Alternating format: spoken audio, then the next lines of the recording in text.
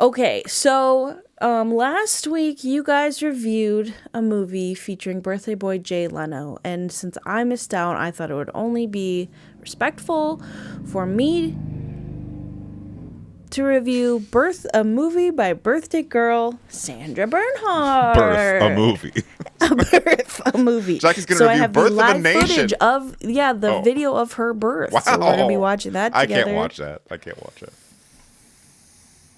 I would be kind of curious to see when the doctor pulls her head out and is like, let's just spread those teeth. Wait, babies don't have teeth. She was born with a full set of adult teeth. I'm sure she was. We'll get into it. So you're going to review Hudson Hawk? I am going to review Hudson Hawk, but I am doing it a little different this time. We do things a little different here. I guess we do. Also, good to know that's not just one of your favorite movies, but one of your favorite movies to watch. To watch, that is correct. Because sometimes you like a movie, but you're just like, yeah, I get that. I can't watch it. Yeah. You know, this one. Tell you what, I watched it Saturday and Sunday because Saturday night I tried to watch it after work. I fell asleep. Was that the cheesecake night? This was different. Separate incident. Oh my god, I'd be falling asleep. Yeah, you're sleepy. I'm tired. Sleep maxing and all that. So I will just be doing this review from memory. I've never seen Hudson Hawk. I'll give you a general overview, and then we'll go scene by scene. Okay. I did just download a copy of the script, so.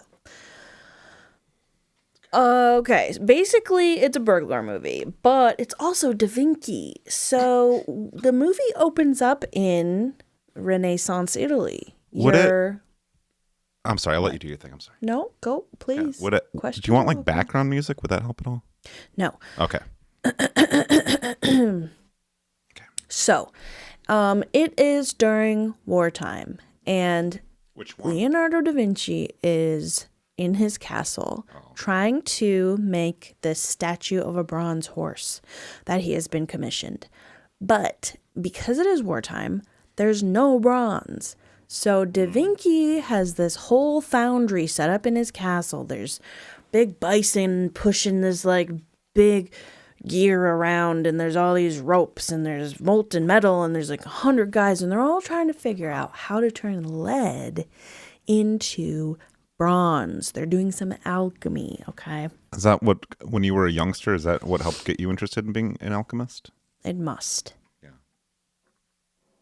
Then he has these crystals. Da Vinci has these 3 magical crystals. When he assembles the crystals, they form this sort of star-like 3D sphere star crystal star.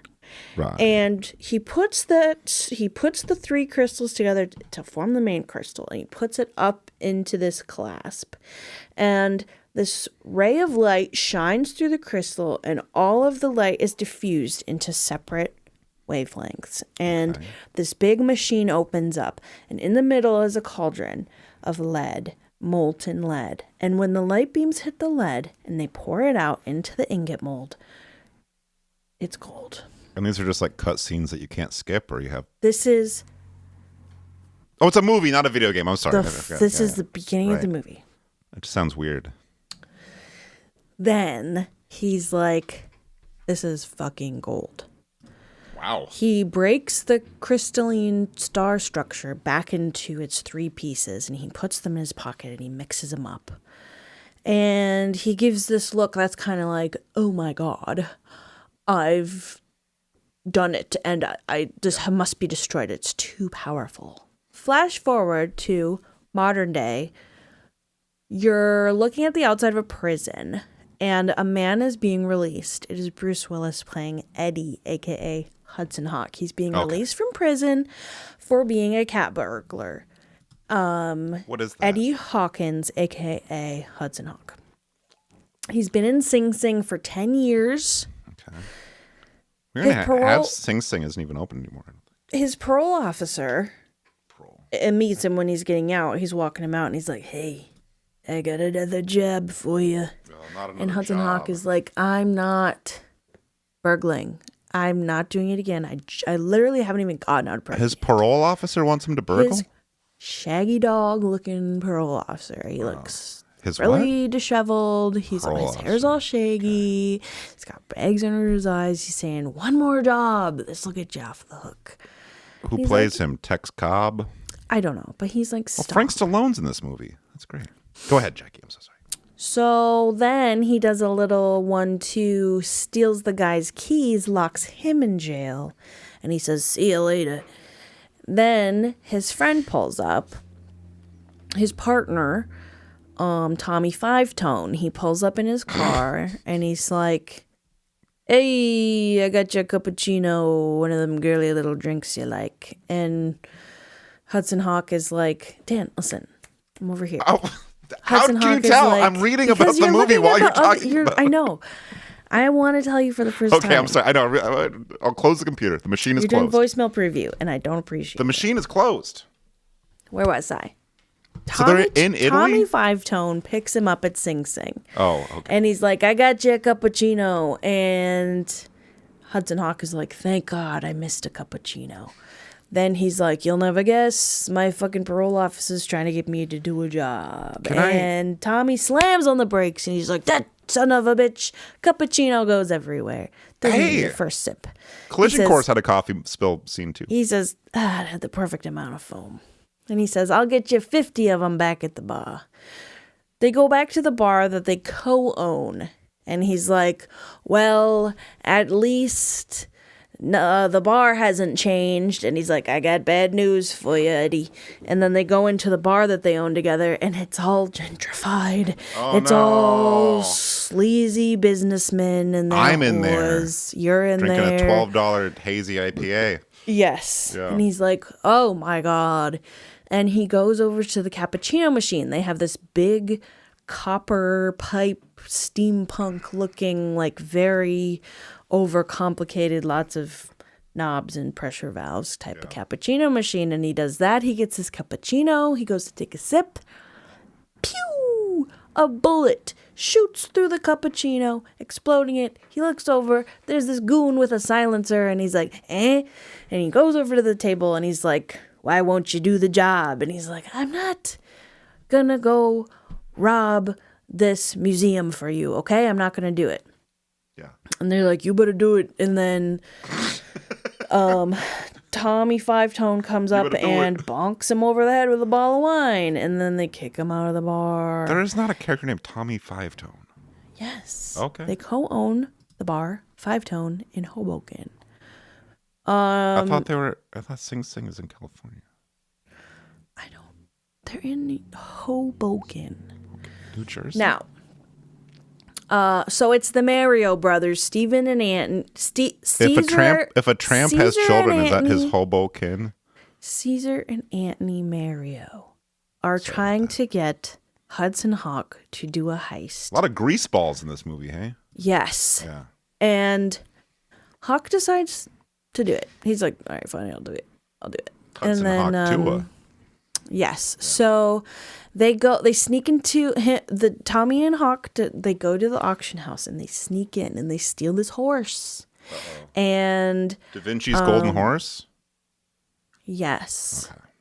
And so the way that they do their heist is they turn off the security cameras, and there's like 5 minutes and 30 seconds of time that they have looped on the camera, so that when the security guards are looking at the camera, they see the 5 minutes and 30 seconds of loop. Like the old Jeffrey Epstein trick. Yes. Yeah. And the way that they know how long it's been, instead of looking at their watch and saying, okay, it's been 5 minutes and 30 seconds, they sing a song that lasts 5 minutes and 30 seconds. Really? So the whole time they're doing this heist, they're singing the song, Swinging on a Star. And they're like, you may be swinging on a star. You may be swinging on a star. And then they know I don't when think they that get song to would last that long. when they get to the end of the song, they know that it's time to wrap it up. Okay. So They should have sang anyway, Please Mr. Engineer by Bo Diddley. they get the horse, they're standing outside of the safe, they're goofing off, they're swinging on a star, and then they're like, oh crap, the guards figured it out, and the guards are chasing them, and they get away with it, obviously. They steal the horse. And then Did something the next go wrong day, with the security camera loop or what? It doesn't yes. matter. Okay. Yes, the fat security guard broke a chair. And in the loop, the chair was back. They're like, hey, that chair that he broke is standing there again. You know what? Common thread with Collision Course that also had dumbass security guards in it. Mm-hmm. Classic character type. Then what happens? Are you doing this from memory too? Yes. And then the next day, Because I'm impressed because they're like, I'll tell you why later. well, first I'll say that they, there's weird scene jumps where all of a sudden they're like in a room with the bad guys, and it doesn't really explain how they got there, but they're in a room with the bad guys. And you wake up and that's what happens? No. Okay. And they're giving him the horse. Yeah. And he breaks the horse open. I'm genuinely curious, how big is this horse? Is it like horse sized? It's about this big. Jackie, and listeners, how big it's are you? Like, it would fit on your coffee table. It's not huge. Yeah, okay. He's grabbing it by the ankles and carrying it around. It's like a horselet. It's like a little horse. Oh, okay. Yeah. Like a small horse? You'd put it on like a mantle or... Like if someone was showing... It's bigger than a chihuahua. If someone was showing a picture of it on a home shopping network, they would not say this is a big horse. They would say that's actually could be a moth. Yeah. And then I would say the size of a small dog, the size of this horse statue. And he crushes it in half. Cat. He crushes it open. He smashes it on the ground. It breaks open. Gold doesn't break like that? It is hollow. And inside, what do you suppose they find? A bunch of little small horses, like larvae? No, it's a piece of the Da Vinci star, the alchemy star cube from the opening scene from the beginning of the movie. He broke the star into three pieces, and he hid each piece inside of one of his works of art. That's boring, yeah. So that's why they wanted Hudson to steal this so bad. They were like, you're the only one who can do it because you are the only one who knows how long swinging on a star will last, and... you gotta do it. So then the fucking parole officer guy, he goes, where's my cut? And then the bad butler dude, he goes, shink, and this big knife comes out of his sleeve, and he goes, and he cuts the guy's throat open, and he's like, there's your cut. Oh, that's cool. That also reminds me. Wordplay. I get you. That's cute. That's cute comedy action and gruesome. But that reminds me of how ticked off I was when I saw Bad Butler do the halftime show at the Super Bowl. Yeah, and then so the next morning, Hudson Hawk he's at the Five Tone. He's talking to Tommy, and he's like, "What's the Five Tone?"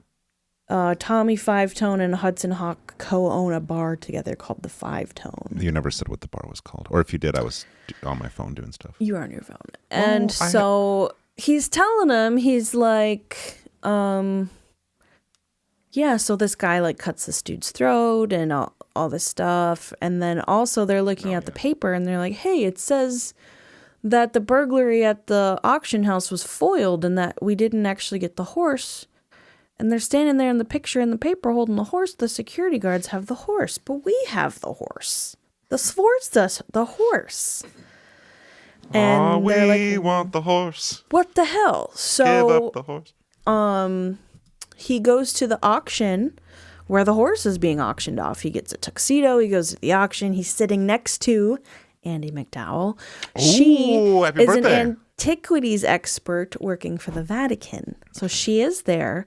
They bring her on stage. She says, yep, that's real. She verifies it. That is the Da Vinci Sforza horse.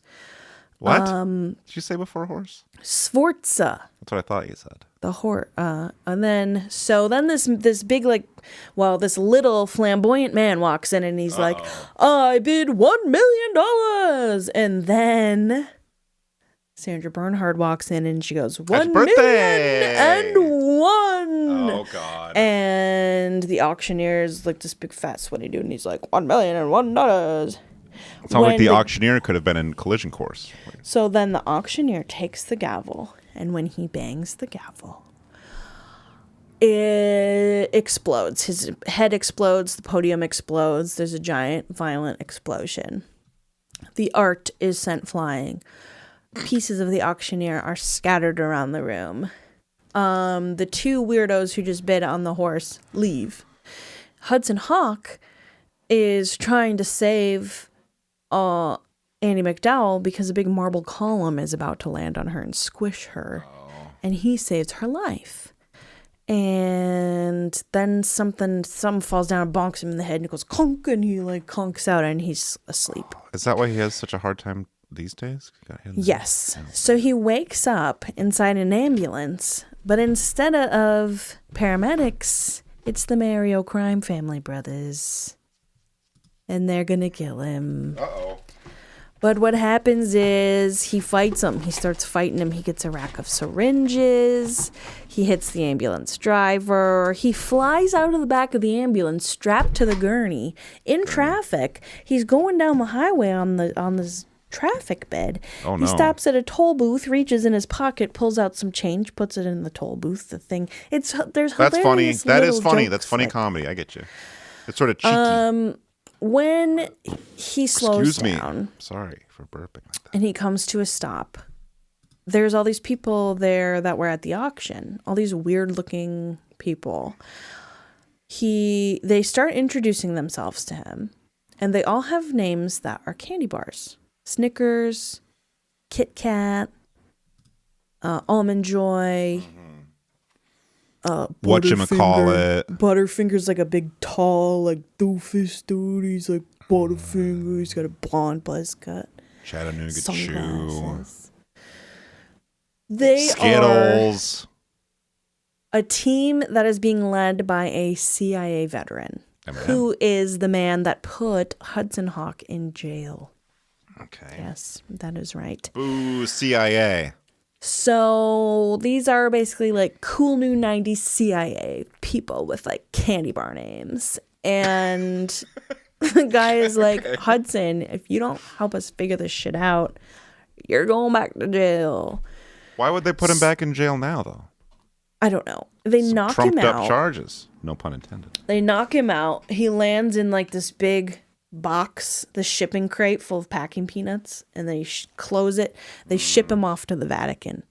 He wakes up in the Vatican, and he sees Andie MacDowell. She's giving a tour of the Vatican. How long would he have been locked into the shipping container?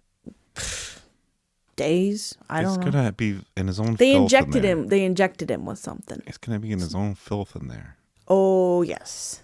But they probably don't show that. So he wakes up. And Andie MacDowell. I'm sorry I interrupted you. So he's like in a room at the Vatican. Yeah. And the real Vatican? Yes. Okay. He goes downstairs. Back when we had real popes. Hey, Jaki. And the CIA guy is there, and he's like, welcome to the Vatican. Okay. Welcome to the Vatican. He goes to this boardroom, and the eccentric $1 million dude from the explosion is in this room. Oh. And he's basically telling him, I'm trying to do world domination. I'm going to get the golden horse. I'm going to get the magical star crystals. I'm going to flood the market with gold. It will become worthless. Question mark profit. I don't know. That's economics, yeah. Yes. So they have the first gemstone from the horse. How does making gold worthless gonna... It's economics, dude. It's micro and macro. I'm not exactly. Are your cats shedding a lot now because it's springtime? No. Oh. So he's like, okay, the first crystal was in the horse. The second crystal is in Da Vinci's Codex. You know, his famous little diary with the guy who's naked and there's circles around him. It's his little diary, okay? So it's hidden in the back. You got to cut open the back of the book, and the chunk of this crystal is in the back. And I think what did you call it? His omnibus? What'd you call it? Codex. Morpheus? Codex. His codex. And that was the first Codex. scientific picture to prove that if a man were to stand with his arms spread to the point where his fingertips were reaching the circumference of a circle, that his fingers would touch that circle if that circle was around him in a way that fit around that man. Yes, and the toes as well would also touch the circle. Yes, and you could draw straight lines according to that as well, across it. That wouldn't line up with the man, but would go across a circle. So, long story short, he steals the Codex. He's also going on a date with Andie MacDowell, which is crazy. But didn't she open a ship? I'm sorry, go ahead. I'm sorry. I'm excited. I'm invested. She works for the Vatican, so she's like hella Catholic, and he's like trying to smooch on her. He's like saving her life, saving her from Catholics can do that kind of crap, can't they? I'm not sure, but But didn't she open a shipping container? Was she the first one that saw him when he got out of the shipping container? He was by himself. Oh, okay. He just woke up in a room in the Vatican. She was giving a tour downstairs. Oh. You might have misled me or I imagined it wrong, but I imagined her like opening that wooden shipping container and he's in there all drugged up and covered in piss and shit. No, he just wakes up in there. And he's like, oh, hey, Andy McDowell. And he's like, come on, marble columns. Come on, marble columns. He steals the codex. He runs away. And then he lands in this little outdoor restaurant patio area where Andy McDowell's waiting to meet him for dinner. And he's like, hello, nothing weird just happened. I did not just steal the codex. Over at the next table is all the candy bar CIA people. Twizzler. Yes. Reese's Peanut Butter Cup. He's like, let's go back to your place. And they do. And then she gives him a cappuccino. Oh, his favorite. And, well, okay. Before she gives him, wait, when does it happen? Jackie, does she give him a cappuccino or does she give him a cappuccino? She gives him a cappuccino. Yeah. A little extra cream in there. She's going to make him a cappuccino and his bag falls over. And out of the bag comes the codex. Oh. At the same time, this big alarm is ringing. It's like, what there has been a robbery at the Vatican. And he kicks his bag and the codex falls out of his bag. And she's like, you robbed the Vatican. And he's like, I can explain. Yeah, I can explain. And then she's like, all right, I'll make you a cappuccino. And she makes him a cappuccino. She doesn't talk like that. And he takes a sip. He says, this doesn't taste like cappuccino. Conk falls over. It's got poison in it. She is working with Kit Kat. Working with someone. She's working with someone. The Vatican seems to be in on it, and I think. Wait a minute. So he falls asleep, and then he wakes up in the Vatican again, and it's the same day all over again. No. You're thinking of the other movie Andy McDowell was in, Groundhog Day. She should have made more than two. So okay, and then let's keep this going. I mean. Yes, he steals the book. Okay. What's that? Neighbor dog barking. You don't even have a dog. Neighbor dog barking. So then, okay, and then we see that she's talking to the candy bars, and she's talking to the candy bars, and she's like, "Why didn't you tell me he was going to steal it tonight? The Vatican's going to be pissed." So you're like, "Oh shit!" So people are crossing, double crossing, triple crossing. Who's working for who? Honestly, I don't remember. I don't really know either. And why should I care? Also, it doesn't really matter. Yeah. But so they basically, are they still in the Vatican at this point? There's a struggle between. Good and evil. The candy bar people in Hudson Hawk. They're trying to foil, the CIA is trying to foil the weird millionaire world domination guy's plan. But he has intercepted Hudson Hawk and he's like, listen, usually I have a bunch of people do my dirty work for me, but I've killed them all. So me, the eccentric millionaire, aka Mayflower, I'm going to take you, Hudson Hawk. Let's go. Let him go. Let's just enjoy it.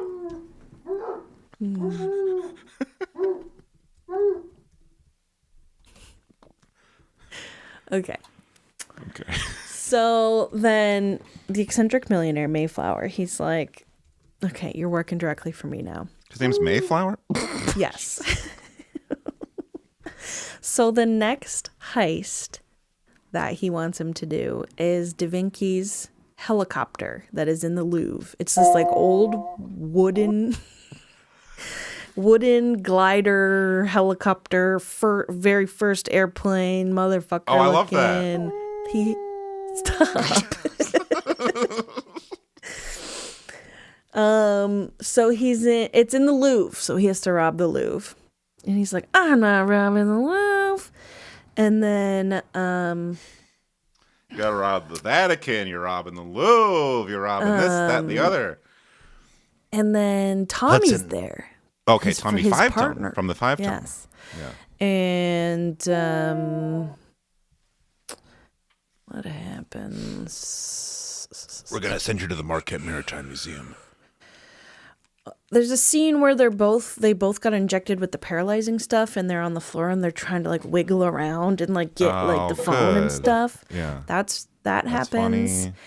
And then who plays Tommy Five Tone? I don't know. And then the next morning, look it up. They wake up, and they are in the woman's apartment in the Vatican with the candy bars, Tommy and Hawk. She's nowhere to be found.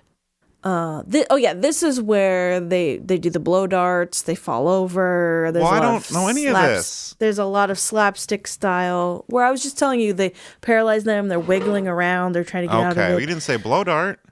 It was a blow dart. Okay, I love blow darts.